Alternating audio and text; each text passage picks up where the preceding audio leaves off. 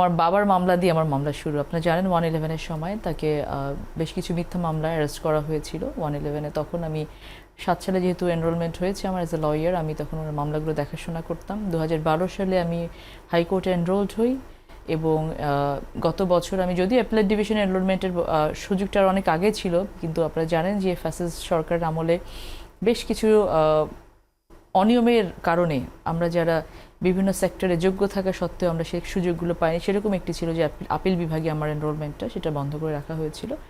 এই 2025 সালে পরে আমি সেটা আপিল বিভাগে এনরোলমেন্টটা পাই। তো মোটামুটি আমি হচ্ছে আপাদমস্তক একজন আইনজীবী। দিস ইজ মাই প্রফেশন এবং আমি এটাতে খুব আল্লাহর অশেষ রহমতে সুনামের সাথে কাজ করে যাচ্ছি।